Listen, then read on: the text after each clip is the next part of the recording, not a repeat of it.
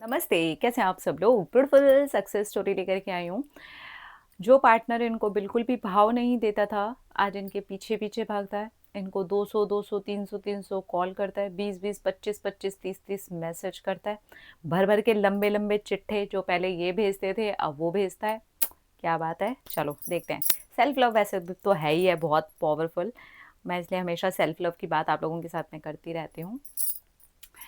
Thank you Anil ji, आपने मेरी success story Shambhavi दी तक पहुंचा दी है। एडवांस में थैंक यू।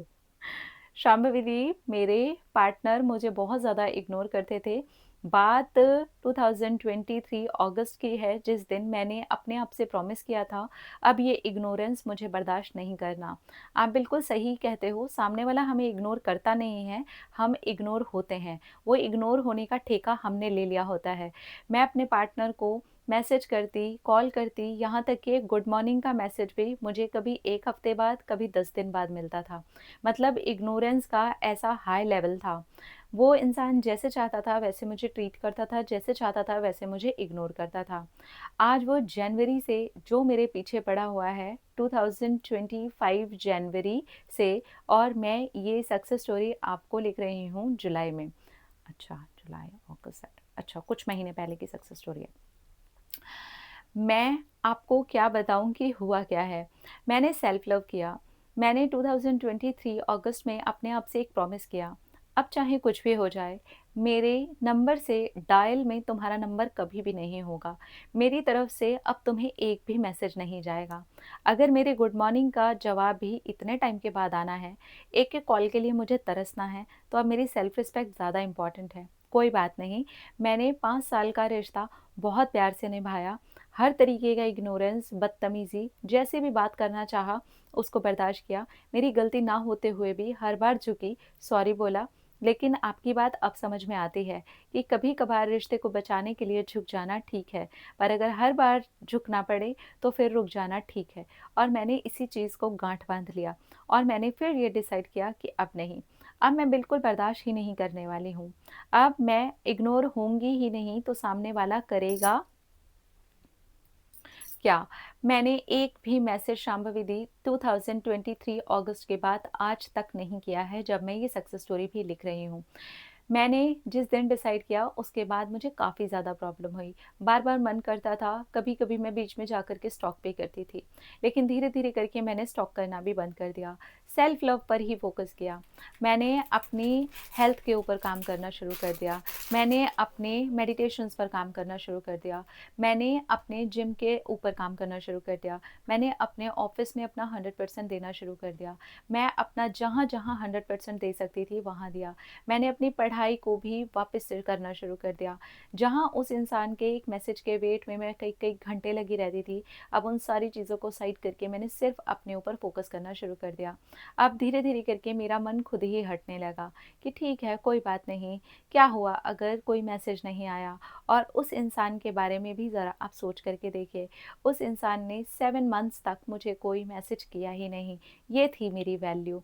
मुझे बाद में समझ में आ रहा था कि ये थी, देख तेरी वैल्यू ये थी। मैं अपने आप को भी बोलती थी कि सी तेरी वैल्यू एक्चुअली ये थी। तू देख रही है ना, तू जिसे गुड मॉर्निंग का मैसेज करती थी, वो इतने महीनों तक भूल ही गया है कि वो एक लड़की थी भी।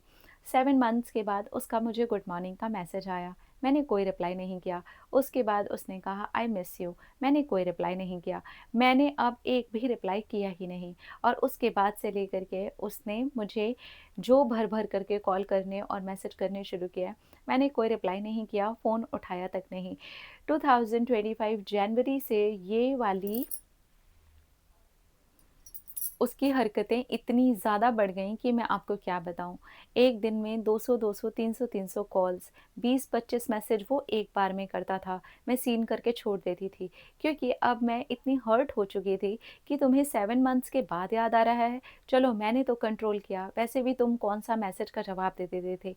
मैं लंबे-लंबे चिट्ठे लिखती थी, वो ओके, ठीक है, नाइस, बिज़ी हूँ, ऐसे मैसेजेस के जवाब देता था। आप खुद सोच सकते हैं शाम्भवी दी, ऐसे ग्रांटेड फील करना कितना ज़्यादा हर्टफुल होता है। वही था मेरे लिए। मैं रोती थी, तड़पती थी, लेकिन अब मैं कुछ नहीं बोलती थी। लेकिन जब मैंने अपने आप से प्रॉमिस किया तो आपकी डेली वीडियोस देखी कि कैसे मजबूत बनाऊं खुद को, और आपकी वीडियोस ने सचमुच में मेरे लिए एक सहारे के काम किया है। हर वक्त लगता था एक बड़ी बहन है साथ में जो मुझे हेल्प करती है, जो मुझे सपोर्ट करती है, और आपके वीडियोस देख करके मैं सचमुच में बहुत ज़्यादा मजबूत हो गई। और आज ये हालत है कि वो इंसान मुझे इतने मैसेज करता है, शादी के लिए बोलता है, मेरे सामने गिड़गिड़ाता रहता है, रोता है, बोलता है कि तुम एक गुड मॉर्निंग का मैसेज का जवाब नहीं दे सकती। मैं मन में सोचती हूँ कि तुम भी तो नहीं देते थे। लंबे लंबे चिट्ठे लिखता है जिसमें से 1 या 2 लाइन ही मैं पढ़ती हूँ, बीच का तो मैं पढ़ती भी नहीं हूँ।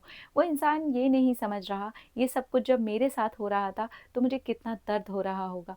अब वो ये बोलता है खैर कि मैं समझ सकता हूँ, मैंने कुछ ज़्यादा ही कर दिया था, मुझे प्लीज़ माफ़ कर दो, मैं तुम्हारे साथ रहना चाहता हूँ, मैं तुमसे शादी करना चाहता हूँ। शाम्भवी दी, अब वो रोता है। जहाँ शादी का नाम भी मैं उसके मुँह से नहीं सुनती थी, आज वो सिर्फ़ शादी-शादी करता है। सचमुच में सेल्फ लव ने मेरी पूरी ज़िंदगी को बदल करके रख दिया है। मेरी पूरी ज़िंदगी ऐसे बदली है जैसे कि मैं आपको क्या बताऊँ। मैंने वेट लूज़ भी किया है इस बीच 13 केजीज़, मेरी स्किन बहुत अच्छी हो गई है, मेरे हेयर बहुत अच्छे हो गए हैं। एक एग्ज़ाम भी मैंने इस बीच में क्लियर कर लिया है, ऑफ़िस में मेरा प्रमोशन हो गया है, मैं एक जॉब के साथ-साथ पढ़ाई भी कर रही हूँ। सारी तरफ से ऐसे लग रहा है जैसे कि पॉज़िटिविटी ही पॉज़िटिविटी मेरी लाइफ़ में आ चुकी है। सच में शाम्भवी दी, अब आगे देखती हूँ कि मुझे क्या करना है, मैं नहीं जानती। आप भी ऐसा बोलते हो कि आगे खुद अपने हाथ में रखो, आपको सामने वाले को एक्सेप्ट करना है या नहीं करना है। वो देखती हूँ, मैं नहीं जानती कि मुझे क्या करना है, पर मैं अब अपने प्यार से भर चुकी हूँ, अपनी एनर्जी से भर चुकी हूँ, अपने आप को देखने से भर चुकी हूँ। Thank you, thank you, thank you Shambhavi the. I love you, I love you, I love you. Ah, thank you. Congratulations, I am very happy for you.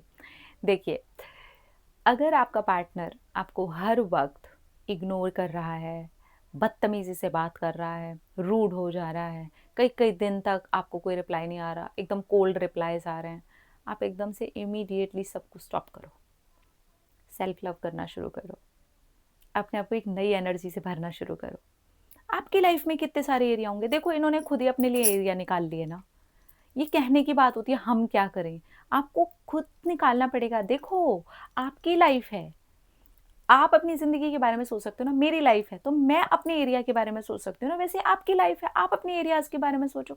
Self love का मतलब है आप अपने हर एक एरिया पे काम करो, अपनी बॉडी पे, अपने माइंड पे, अपनी हेल्थ पे, अपनी स्किन पे, अपने हेयर पे, अपनी पर्सनैलिटी पे, अपने माइंड पे, अपनी ग्रोथ पे, अपने ऑफिस में, अपनी जॉब पे, अपने एग्ज़ाम पे, हर एक चीज़ जो आपसे जुड़ी है उस एरिया पे आप काम करो। तो फिर आप देखो आपकी ज़िंदगी कैसे बदल जाएगी।